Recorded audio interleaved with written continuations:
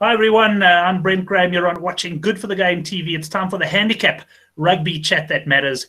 And yes, I'm looking forward to talking about rugby tonight because just before I came on here, I scanned down the US Masters leaderboard looking for Rory McIlroy, and I had to keep on scanning quite a long way down. The guy's sitting at +2. What is wrong with you, Rory? I've got a big bet on you, lad. You better pull yourself together. But tonight's show is going to be about rugby. Before you do anything else, if you haven't subscribed yet, go below the video and hit the subscribe button. Stay in touch with all our videos, mainly rugby previews, but we also do golf. We catch up with bookmakers. We've got a lot of new things coming on YouTube over the coming months. But I've got two of my regular guests in the studio with us. No sign of the Oracle. His sabbatical continues. Rumor has it he's been spending quality time with his family, and his wife's actually dying for him to get back to punting. But that, of course, is another story. Let's start off with Henrik Swart. Henrik, how are you? Another big weekend of sport ahead.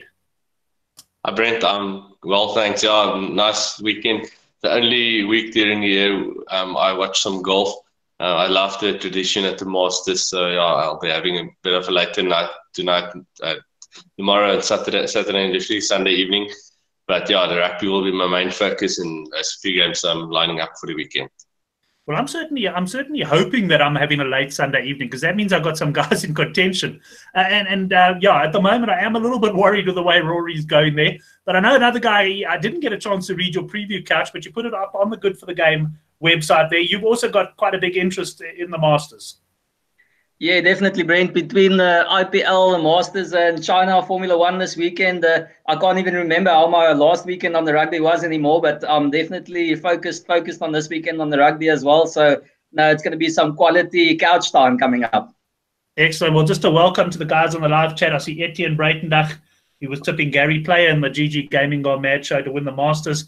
And Ruan Ferry, he's having to skip the show tonight. So he just came on to tell us he's got some work to do. Ruan, all I can say is thanks for letting us know, but get your priorities straight, lad. Rugby betting is more important than work. The two guests, I can assure you, can tell you that. Emil Korf also live on the line at the moment. Guys, we've got 6 games to get through this weekend. Starting Friday morning, it's the Crusaders against the Highlanders. And the handicap here, and Henrik, I'll start with you, sitting around the 14.5 point mark. Any early interest in this game? Total points, 54.5? Yeah, I saw the total points, Brent. Under handicap the 14.5, that's really well set. I was hoping that I could get something under 2 converted tries. Unfortunately not. So I'm going for the Crusaders on the first half handicap here. They've started well in a few games. Last week, obviously, exception, trailing Brumby 7-1 at half time. But they've started well in the Highlanders. A few games they've started a bit slowly, and they've came back in the second half. So I managed to get -6.5 at just under 9 to 10 at Sunbet. That's under the converted try mark. So I think that's a solid bet for the Crusaders to lead by 7 or more at half time. I think the Crusaders pack should trouble the Highlanders. The Highlanders didn't like the physicality of the Hurricanes last week. The backs of the Hurricanes, guys like Lamapre, troubled them.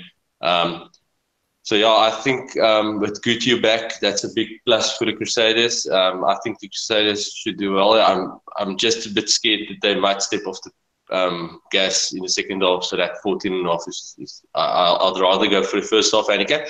And looking at the points, I'm going over on Crusaders points here. If I can get 35.5 or lower, I think we should be able to get it with 34.5 somewhere. So I'll be going over some Crusaders points on that. Yeah, probably 34.5, and Highlanders points around 19.5 or somewhere around there, based on the total points line. And I do think the total points line is quite well set. I won't be getting involved in that one. Let's see what Couch has got for us. Couch, you getting involved in the handicap here? Henrik's gone halftime handicap. I know that's a market you love as well.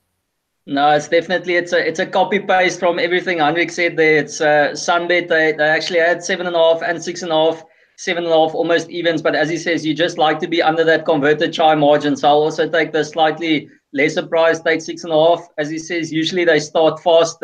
Last week was a bit of an anomaly, but I think they'll be back to their normal selves first off. And then you never know if those New Zealand teams, late try and you lose your handicaps. So you don't want to see that. Luke Whitelock out, Aaron Smith, and Naolo obviously at the back. So, I mean, it hasn't been a really strong Islanders team, and they're even weaker now. So I don't see the Crusaders struggling with this one. And the safer option is just going for the first half handicap, I think. And then just as an extra, I've organised a special on Makaleo as first try scorer of Bet Olymp. So they've given me 23.5 for him to score a first try for rolling maul there. And then as a personal one, I'll go for the other hooker, Ben Fennell, on the bench to score the last one as well. So I'm bookending the two hookers there. Hoping for a match filled with rolling mauls by the looks of it there, Couch. And Henrik, Etienne just mentioning GG Gaming are 34.5 points Crusaders. So you reckon that's a go? Yeah, that's what I thought it would be. So yeah, I'll take some overs there. I'll obviously have a look at all the other bookmakers as well. Maybe see who's got the best price. I can't see us getting less than 34.5. But yeah, if wherever I can get the best price on that, I'll take the overs on 34.5. Right, so that's the first game up on Friday morning South African time. For those of you watching us in New Zealand, we have had a lot of New Zealand viewers coming through. That's, of course, a nighttime game for you guys. We then move on to Melbourne for the Rebels up against the Stormers. And Couch, before we'll get to Henrik a little bit later on this one, but we know he's very impressed with the way the Rebels have been coached. They certainly put the Sunwolves away nicely last week, and they're in prime position to win the Australian Conference. I think they're very, very short in the betting. I think somewhere around 7-20 or something to win the conference. And you'd expect them to kick on against a Stormers side that has been very, very disappointing, particularly last week against the Reds, where they lost by 12 points. Probably their best game on tour was against the Hurricanes in their opener. And I see the handicap here at 10.5 points. Yeah, Brent, I spoke to Henrik last week, or I spoke to you guys, and I said I wish I got more on the Rebels as the conference winners. I mean, it looks like just a no-brainer now when you look at it. They're comfortably the best there. They're untouchable looking at the rest of the Pelucas around them. They're playing great rugby, and I actually think they're one of the teams of the tournament in terms of how they've played and the style that they've played. So no, I don't see them having too much of a struggle with the Stormers team. Week 4, it's going to be 1 week too long for the Stormers, playing without Etzebeth, Pieter Steph the Toy, and I know some people debate how much of a difference Kolisi makes, but I mean, he's your captain. He makes a big difference in the team there. So I think the Stormers are going to be in for a little bit of hurt there, and this way I'm going the other way around and going for the second half handicap on the Rebels. I just think in the second half, when they're down a few points, the Stormers might just throw in the towel and know that this tour hasn't gone their way. They'll regroup and come back in South Africa. So I think I've got second half handicap 5.5 Rebels to beat that. Right, so you're going second half handicap, bit of a change in strategy there. Henrik, what do you think of this one? You confident in the Rebels to beat the cap? Yeah, I think they'll beat the cap. Brent, the best I saw was 10.5. I missed out on the early action. I think there was 8.5 earlier in the week. I heard Justin say that as well in the previous show. So yeah, the best I got during the day, which I saw, was Rebels minus 10.5 at 19-20. I agree with Ryan. I think the Stormers, they're going to miss Pieter Steph du Toit and Etzebeth, especially. Those two are very important for them, especially Etzebeth. He really lifts the team. I think the Stormers, some of the guys might have one foot on a plane already. It's been a long tour. They will look forward to coming back to the greatest city in the world, Cape Town. So, yeah, I think the Rebels, they're playing well. They're well coached. So, I think the minus 10, the Rebels will beat that. And looking at points, I saw this 54.5 for this game as well.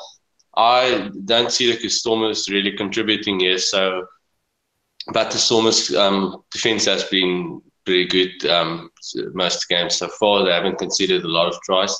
So I think unders on 54.5, I'll go. Have a go at the unders. Maybe see if I can get 55.5 somewhere, but I'm happy to take the under 54.5. Yeah, I like that one as well. I think unders could be a good play. As you said, the Stormers' defense has been strong, but they just struggled to score tries. Couch, before we move off this game onto the Chiefs Blues Saturday morning, anything more you got for us here? No, I just had a little nibble with a Bet Olymp special on Billy Meeks to score a try. I think he might find his way through the midfield there, and he's been in terrific form. I know Henrik's a fan as well. And I must say, I'm not quite as confident. I'd actually look at Rebels' points. I think, as I said, in the second half, I think the Stormers are going to give up, and the Rebels have shown they can pull away. So, I mean, I'd actually consider going for Rebels' points, or I'm going to hold fire and try and go in running there. Right, and just to point out your previous bet, Emil was just suggesting there's big value there that you're getting with your 23.5 to 1, almost double the price as you can get elsewhere. Let's go on to Saturday morning. I'm going to be missing this game because my son's playing a match out in Pretoria. So I haven't got to see much of the Blues matches this season. They play against the Chiefs away. The Chiefs started off terribly, but they've bounced back now with back-to-back wins, both on the road against the Bulls and the Huggiaris. They play against a Blues side, Couch, and I'll stay with you here. Dare I say it, 4 matches in a row and looking for 5.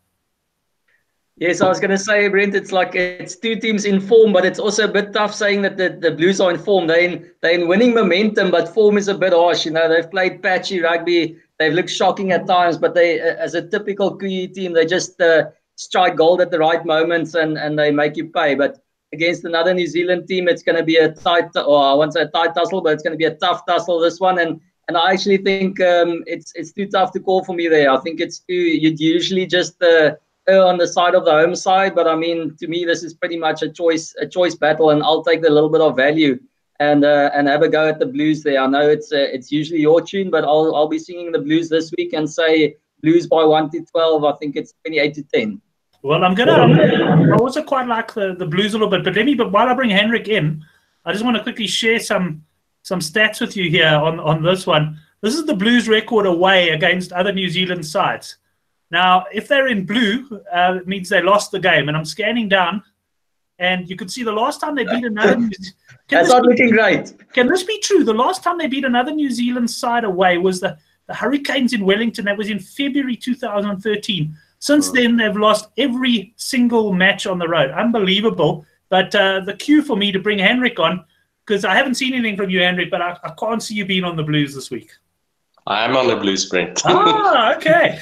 Yeah, no, this is the most difficult game for me to call of the weekend, so I'm going for the value. I think this game should be closer to choice, so I think the Blues to win the game, there's some value in that. Even though it's a home game for the Chiefs, I feel the Chiefs can still be taken on. I still don't rate Colin Cooper, although they've won their last 2 games. Yeah, the Blues, it feels like they've been on a bit of an upward curve. Their confidence must be up, and I rate Leon McDonald as a coach. So yeah, I think I saw 18-10. I actually didn't look at the 1-12 market. 28-10 sounds a great price from Coach, but I'm happy to take the 18-10 Blues to win the game. You never know if they pull away and win by more than 12. So yeah, and then I think there might be a bit of points in this one as well. Both these teams have scored tries, and Angus Gardner is the ref. He's an overs ref in my book. So if the quad is middle 50s or lower, I'll take overs from total points. Yeah. All right. Well, I thought I was going to be alone in going for the Blues yet again this weekend, but good to know I've got some company. I wonder if this is going to be the bet that makes it into the Good for the Game newsletter. I suspect not, I must tell you, because, yeah, we just can't go with the Blues with that much confidence. On that note, last week's newsletter, we went for the Kings, and oh, my word, can't believe they butchered that victory last week, but it ended up being a draw. I was very fortunate. I actually wrote my Citizen article about it this week. I didn't realize that I missed the early value, although I took the 19-20 at BetExchange. I ended up only taking 15-20 on the day, but I took it at Sunbet, and I didn't realize I took it with the dead heat rules applied. So the draw actually didn't kill me. I still lost, but at least it didn't kill me totally, so I was a little bit fortunate there. Couch, anything from a try scorer's point of view before we move on from this one? No, Brent, no, nothing there, and thanks for reminding me of that, the only Pro 14 game I've punted this season. Couch, isn't Akira due? Yes, I think he might be due, but I won't get involved in first try scorer because I'm not confident in one of the 2 teams scoring first. So then I don't really like to go for the first try scorer. And anytime, usually you don't really get a lot of value on Akira because I mean everyone's caught on there already. Okay. Guys, I must say I saw, just to change the topic slightly because we were talking about the Kings and we did divert a bit. I saw an article in the week linking Severe to the Kings, and he's quickly to come out and deny that. But I couldn't help but feeling that must be an April Fool's joke that someone forgot to remove from their site or something. I mean, why would a guy like that possibly move to the Kings? Yeah, no, that's a shocker. I also saw it, and obviously he came out quickly. And well, I've never been a big Severe fan, but he is kind of superstar, so obviously he won't come to the Kings. One of the other New Zealand teams would be quick to pick him up if he's on the market. Maybe he thought Port Elizabeth was just another coastal town in New Zealand that he didn't know about. That's quite possible. And yet we've got another guy who you've insulted on the show. So there we go. Couch, adding to your long list there. Eh? Jeepers, man. Come on. I'm close to PE in any case, so I won't knock them. Yeah, well, let's hope Sevilla doesn't come down your part of the world anytime soon. The Brumbies against the Lions has been the game where all the action's taken place on the weekend. I know GG Gaming actually got this, I think, pretty much right. They came out at 7.5 points. I just quickly want to pop onto the Good for the Game forum to see what I handicapped this game. I said Brumbies minus 8.5. And Henrik, I couldn't believe it when bookmakers came out here with the Brumbies sort of 8 to 10 favourites. I think that was some of the early pricing. And I know the Good for the Game punters absolutely climbed in. Myself, unfortunately, excluded. I was tied up at the time and couldn't get involved. But I know you were one of the guys who got on the Brumbies early doors. Yeah, I climbed in on the Brumbies 8 to 10, Brent, and I also took them in a double with the Crusaders to win to get a bit of better price. This was a crazy price. This is like Christmas come early. I couldn't believe we get 8 to 10 on them to win the game. They should have been at least -7, -8. To win the game, best price about 3 to 10 or 4 to 10. I can't believe we're getting that price here. So I'm big on the Brumbies. This is my biggest bet of the weekend. I just think that I enjoyed the Lions team I saw this morning, because I think that the Lions team, calling them average is paying them a compliment. I don't like the team they've picked. And I like the Brumbies team, even though Pocock's not playing, or the other 3 guys that were rested, they're back. Couches for Laufa Inga's back, and I'm sure he'll score a try again. And I think we'll get some Brumbies points here as well. The Lions defense has been very poor. Russo is the ref. I just hope Planet Rugby. You hope he really is the ref this time. I got info from them again, so they said he's the ref. So I just hope he is the ref. But anyway, I'll go over some Brumbies points here. It doesn't matter who's the ref, because the handicap is so small. We'll probably get a nice quote on the Brumbies points as well. So I'll be confident on over some Brumbies points here as well. Yeah, must say I'm with you there. I'm all over the Brumbies. I'm not on yet, but I'll certainly be getting over. I see -3.5 there at Sunbet. Donnie DeToy just coming on the live chat and saying, if we're tipping the Blues as our best bet, he's running for the hills. And Henrik, I see you were quick to pop on and say, don't worry, it's not the best bet. It's clear to me that the Brumbies are shaping up as the best bet, unless Couch Critic can talk us out of it. No, Brent, I won't be doing that, but I think it was best bet at those prices that we could get in. Obviously, it didn't last long after Heinrich got involved. No, when he puts his weight behind something, it changes quickly. So I took what I could there, but not that much. And I don't know, you still have to consider it at current prices and then say whether it's going to be your best bet.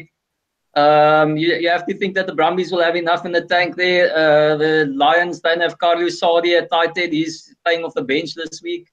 A few changes there. I think they've got someone in there at flank or 8th man. That's usually a lock. So there's a little bit of changes there. So I think the Brumbies should be the call to make there. But I mean, I wouldn't, if it was at the 7.5 mark, I wouldn't have made it my best bet. And no, I've got the halftime, full time on Brumbies at 11 to 10, which I still got, I think, just today. So that's still a decent one for me.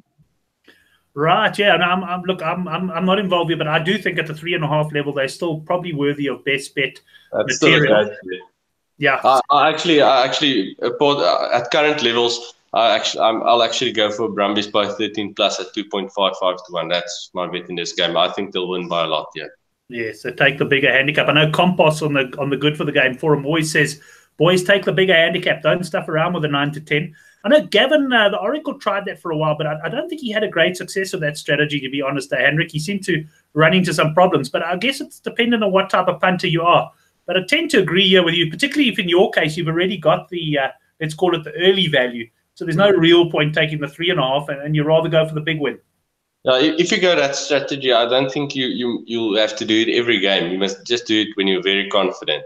When you see the handicap is way off, it's way too big or way too low, then you go for the bigger price at where you would have put the handicap. So yeah, don't go for that strategy every game. Right, Couch, anything on the try scorers that you haven't mentioned yet on this game before we move on? Brent, the only thing of this is I think it's important to remember that I think a lot of the times you look at the Lions and you think how poor the Lions are, but the Brumbies, I think they've won 2 games thus far, so they're not really flashy themselves. So it's important not to throw that out the window and just look at the Lions. But the only thing counting against the Lions is it is a young team, and it usually really shows up when you start touring. At home you can still get away with it, but when you tour, there's problems. Try scoring. I mean, the tough one there is that the Lions are pretty good, at the rolling maul themselves. So probably their defense should be okay. So I don't think the Brumbies, maybe they'll think, listen, this week, let's try and take a few quick ones and catch them off guard and not like keep it in the maul. So that's the only worry I have with Falau, Painga. And also, I mean, you have to check whether his price isn't going to come in, because lately they've obviously seen us getting up there. So I'll first have a little look at that one before going there. But maybe, and I wouldn't really go to Marks as the Lions one, because the same thing. I mean, the Brumbies have a good maul, so I'm pretty sure they're going to be able to defend the maul as well. So I wouldn't really be going to Marks. Just got to mention the Varsity Cup semi-finals on Monday night, and the Marties playing against the Shimlers, and they showed how you defend the maul close to your line. None of this nonsense. They just piled in and they pushed the Shimlers back. I know it's easier said than done, probably at provincial level, but that's the way to do it. You just get in there and you push them back and you just wrap them straight away. It really was very, very good to watch as well. Let's move on to the next game on Saturday. That's taking place down in Durban. The Sharks, well, they led the Lions 25-0 at the break before winning 42-5 or 42-7. Was it a very big victory for the Sharks against the Lions? All the Sharks supporters couch are saying, why can't they play like this every week? But I did make the point on Twitter, I think those conditions in Durban are a lot worse than us sort of couch critics, so to speak, allow for. With that bit of humidity, they really do seem to struggle. I was looking now, I think Sharks home games this season have averaged something like 34 points in total. So it's not only the Sharks that are not playing good rugby in Durban, it's the opponents as well. And the question is, are we going to see anything like what we saw on Saturday from the Sharks this week? They're 7.5-point favourites against the Jags. Yes, Brent, I think that's the big thing. I mean, actually, they should structure the tournament differently and let the Sharks play the first half of the season away from home and then switch it to home. Because, I mean, it's ridiculous how difficult it is. And we've seen that in the points. We've seen that in the games. I mean, none of them have been good quality games. They've been those type of games that Hendrik loves, So we need to get away from that. And obviously, they were a different team when they could play some rugby. And but now they're going back to Durban, and hopefully they've got an edge over the Jaguares in those conditions. But again, the Jaguares are a difficult team. I haven't really got to grips with them. And the Sharks, for me, they almost like the Blues. I think you guys mentioned it last week, is when they're favourites, then often they take their foot off the pedal a bit. The Sharks are a very emotional team, I'd say. They when they expect them to win, they almost pitch up and think they've already got it in the bag. And that's when things go wrong for them. They've also got a rotation on the props this week, so that's a little bit of a concern. And obviously, Kieran van Vieren started his first game last week, so it's a very not inexperienced, because they've got John Skuman starting at Lucid, but it's quite a few changes up there, so it's something. And Philip van der Walt is also back, so it's quite a number of changes. And I won't be climbing into the Sharks on a handicap play there. I'm just having a few fun bets on try scorers in this one. There's nothing concrete for me, unless the points come out something tasty, but I doubt that as well. Well, let me go over to Hendrik now. Hendrik, let me thank you, first of all, for last week, because you were so strong on the Sharks, and I had a shocking start to my Super Brew weekend. I picked the two losers on Friday, and I actually changed from the Lions to the Sharks at the last minute, and I also got on the Sharks points. I think I got Sharks over 18.5, and I'll be quite honest, it was a reckless bet. I just thought I've been on such a bad run, and I had a real go. And I mean, it arrived comfortably in the first half. A very strong performance by the Sharks, and great for your conference bet as well, because I know you got some big prices on the Sharks up front. Now, Brent, most games with the South African teams last week went perfectly for me with that long-term bet. The Bulls losing, Stormers losing, Lions losing against the Sharks. Sharks getting 5 points with an away game. Yeah, that points bet on the Sharks, yes, I was checking weather websites all over the show, because there was rain predicted in Johannesburg, and everything I saw said that the rain would be finished by game time, or there shouldn't be. Well, it was raining in the second half, but yeah, I climbed in on the 19.5, and then the quote dropped to 17.5, and I got on some more on the 17.5 as well. And I wasn't able to watch the game live, but yeah, getting updates from you guys, the bet landed pretty quickly in the first half. So that was a very nice start to the weekend on a Friday night. What Hein said in this game, I agree with most of what he said on the Sharks and the Durban factor. I think the Sharks should win here, but I can't see them winning by a lot. Scoring points in Durban, we've seen it every year. It's very tough. We've seen it this year again. Even the Sharks, they struggle to score points. Like you said, average of 34 points, total points per game there. So I can't see them putting the Jaguars away. But I think they will win, and I think the Jaguars will really be happy with the tour. They got a great win at Loftus. So I'm going for the Sharks 1-12 here. The best price I got was 1.55 to 1. And then I will definitely look at the unders on total points. Hopefully mid-40s or up. Well, let me give you a couple of stats from Sharks games against the Jaguars at home. They've won all three. All three have been by 1-12 margin. So that your 15-10 there looks pretty good. And okay, anyone want to hazard a guess at what the average points is between the sides in Durban? Stick your hand up if you want to have a go. No, it's probably going to be a big number. Eh? No, it's not. It's actually 32 points. 32 points. That's a low one. Yeah, it wasn't a trick question, this one. It was 32 points. So they played some real tight games. So very interesting to see what the bookmakers come out with there. I must admit that I do like the Sharks in this game, guys. And I know that 1-12 sort of stands up, but I actually think they're going to beat the handicap. I think they're going to put this Jaguars side away. I think they're going to kick on. Yes, it's Durban. I will be having a look at conditions. I mean, it is 3 o'clock, and we are getting to the stage where the weather gets a bit cooler. Is it? I think Sharks is at 3 o'clock, isn't it? Because isn't the Bulls at 5 o'clock? Then I've got it wrong way around. Sorry. Okay, good. Sure. Yeah, we'll have a look. But you're right. I may be going for the Sharks to win this -7.5. I've got quite a strong fancy for them. I must say.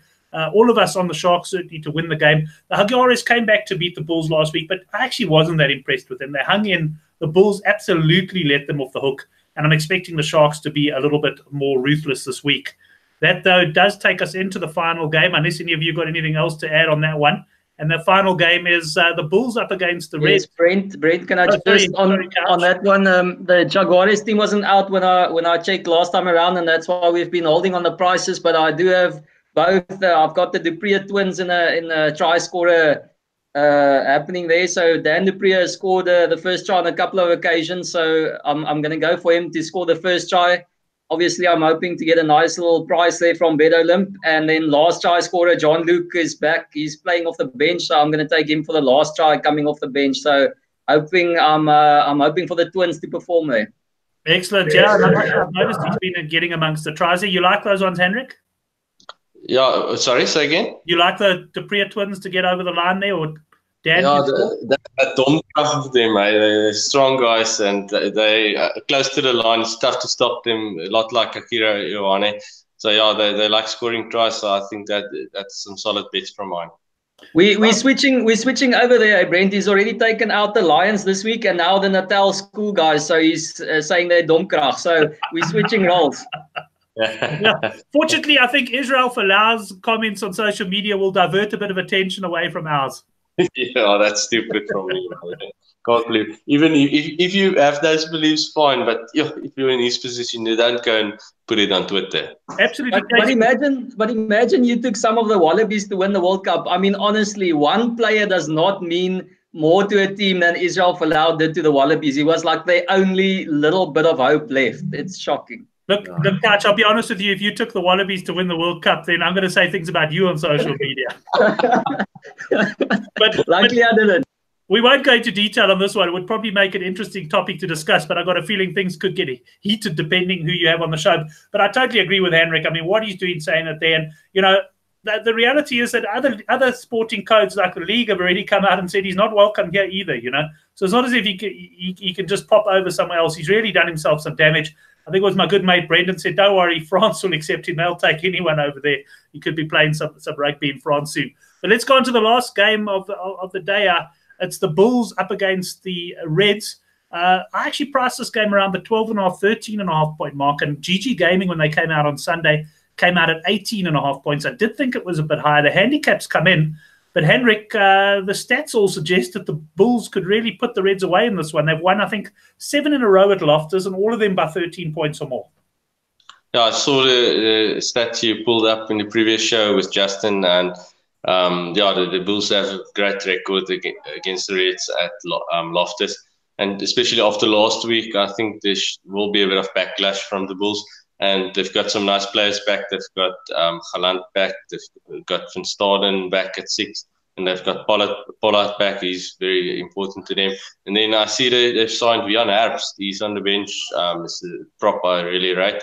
So I think that's a great signing from the Bulls. And yeah, their bench looks strong. So I think the Bulls will beat this handicap easily. I can see them winning by more than 20. Yeah. And I think even though Glenn Jackson is the ref, I will be having a look at overs on Bulls points here. I think the altitude might the Reds might struggle with the altitude as well. Yeah. Yeah, it was interesting that Southpaw mentioned on the Good for the Game forum, because I see he has, and South's got it always worries me when he goes against us in a way, because he's a very shrewd punter. But he made the point that the Reds are a very fit team, and that they can score late in games, and they've sort of hung in and come back in games. But I guess the altitude factor is also something to be taken into account. And yeah, hopefully if the Bulls now, with some of their star players fresh after taking last week off, hopefully they can come out firing and put them away. Yeah, I think they should really. The Bulls will be hurting from last week. That's a game that they shouldn't have lost, and that hurt their chances in the conference as well. So I'm expecting a big backlash here from the Bulls. I hear what Sal's saying, and those fitness levels will definitely help with the altitude. But I still think the Bulls will win comfortably. Yeah. Well, B Strong in the live chat agrees with you. He reckons Bulls by 20. And let's see if we got some unanimous decision here. Couch? Yeah, no, definitely. I'm big on the Bulls. I know the Reds are a bit improved. I think they're a better team than they have been, and they've impressed in patches. But I mean, it's a whole different ball game for an Australian team to come to South Africa. You know, it's they're going to get something different here. It was bad news for them that the Bulls didn't win that Jaguares game. I mean, they're going to be really motivated. And again, we talked about one player making a team. Pollard is huge for the Bulls. I mean, he just dictates everything from pivot there. So I think that's a big advantage. I'm not as chuffed about some of the guys coming back. I mean, it's obviously good for them and it's important, but they'll take a game or two to get into it. I mean, I don't expect Marco van Staden to walk in and play a man of the match game. So, but then again, they're running out of flankers and locks in any case there, so they need anything they can get. And then, yes, I think Dion Herbst is slightly better than Dion van der Westhuizen, so it's a bit of an improvement there for them on the bench. It certainly is. And yeah, I would have to say that I was sort of in two minds about this one, because as you know, I did cap this game pretty close to where it turned out. But yeah, I'm chatting to you guys. I think you're going to twist my arm up. I'll probably be going for the Bulls. I'll be looking for Bulls points. I've still got shivers when I think of backing the Bulls points against the Chiefs a few weeks ago, where I absolutely got badly burnt. But at some stage, hopefully the old Loftus scoring is going to come right. Guys, that brings us to the end of it. Anything else, Couch, from your side that you spotted on this game? No, just on my Bet Olymp preview, I also went for the alternative handicap. I think it was about 18.5 or something like that. So I think there is the possibility for the Bulls to pull away. And then, no, I don't think I won't be taking Dion Herbst to score the last try. So don't worry, I don't think I'm going to be getting involved there. Well, I've often mentioned Des Simons watches the show, and he's one of the shrewdest bookmakers around. And he says, I must be reading this game wrong, because I think the Reds will hold them within 10 points. I see Henrik shaking his head. But yeah, I'm just worried about this game. I must be honest. For some reason, it just worries me. I might well look at total points, because I do think this Reds have got a backline that can score a few tries. But certainly, just when I was getting convinced by you guys, Des comes and makes a comment like that, and now I'm pretty much back on the fence. Brent, hopefully we're not chasing on this game then, because this is the last game, so hopefully we're well up by this time. That's it, yes. Hopefully there's no chasing at all. And guys, as far as best bet material goes, Henrik, I'll stay with you. I think I know what you're going to say. I think we're all going for the Brumbies, yeah. So yeah, I would like to call Brumbies by 13 plus at a nice price, but I'll go to safe route and take the best handicap I can get for even money on the Brumbies. I think it should be about -4, -5.5. Yeah, I did see -3.5. I know World Sports betting -4.5. But as far as the minus goes, I think you can get -3.5 still at Sunbet. I'm imagining that's not going to last too much longer. Couch? I'm sticking to Rebels second half handicap against the Stormers. I think they'll pull away comfortably, and even if they do lead well in the first half, I think they'll still go on in the second half. So Rebels second half, I think it was 5.5 is my play, and then the double for the week is Bulls -6.5 onto Crusaders -6.5. I got just under even money when I took it yesterday. Right. Well, I'm going to be sticking with the Brumbies -3.5 at my best bet at 9 to 10. I'll be going for that one. It is a weekend where I'm lukewarm on a lot of it, but fortunately I've got plenty of golf to watch, and I'm just hoping that when I go sit in front of the TV now that Rory hasn't dropped any more shots. If you guys know anything, please say now. But I'm really hoping that he fights his way back. You might have to take some extra punts in running there, Brent. Your punts could be gone after the first round. It could be, although at least I got Beauregard top debutant. He's in contention, and I've got him for a top 20. But really, I can honestly tell you, I put a big bet on Rory, so I really need him to come up. I took it with Bet Exchange, where I get money back if he comes in the top 3, but he's certainly not languishing or anywhere up near the top 3 at the moment. Mike Nurse just saying a good treble this weekend. Blues -4.5, Bulls -15.5, and Brumbies -2.5. I think, Mike, you probably mean the Blues +4.5 there, and that'll work out to about 5-6 to 1. And yeah, that's a nice one. Des Simons, of course, going for the Reds under. Guys, that's it for this show. Best bets are down. The Brumbies, if you haven't subscribed to the Good for the Game newsletter, click on the box at the bottom of our website, and you can subscribe. You'll get that on a Friday morning. Gents, Couch, thanks very much. Have a good weekend and good punting to you. Cheers, Ben. Thanks. Yeah, happy punting to everyone. Happy hunting. Happy hunting. And Henrik, thanks a lot. Let's shout those Brumbies home. Thanks, Brent. Yeah, guys, enjoy the rugby and enjoy the Masters, and let's stay out of the Pro 14. Yeah, let's stay well away from the Pro 14. I did see someone on the site suggesting that the Ospreys, I think it is, playing the Kings -10. I think it was Brad Breath saying it could be a good thing. And I noticed no one responded to him on the site because he's been so burnt by the Pro 14.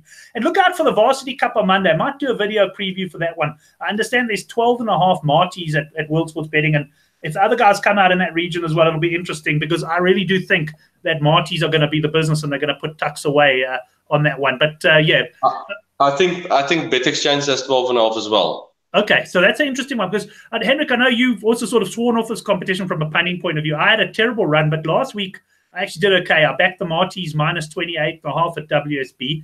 And yeah, because of, you know what it is, you place one winning bet, now you think you're the king. So I think I'll get involved with those sort of levels, certainly on the Varsity Cup. So look out for the Good for the Game forum thread there, and we hope to see you on the Good for the Game forum thread over the weekend. Thanks to all the guys on the live chat. I'm just seeing Etienne's comment. Etienne, you're saying 11.5 points now. I hope that you're talking about the Marty's handicap, because I'll certainly be climbing to that. And Des Simons, well, he's one of my favorites. He's coming with good news. Rory's got it to +1. Go, you good thing. Guys, thanks very much. Mark just confirming he was on +4 the Blues. Thanks, everyone. If you haven't subscribed to the channel, make sure you drop down and do that. We've got lots of previews coming up over the coming months, and some other nice YouTube initiatives that when I get off my butt, I'll get going as well. Thanks for watching, and have a good weekend.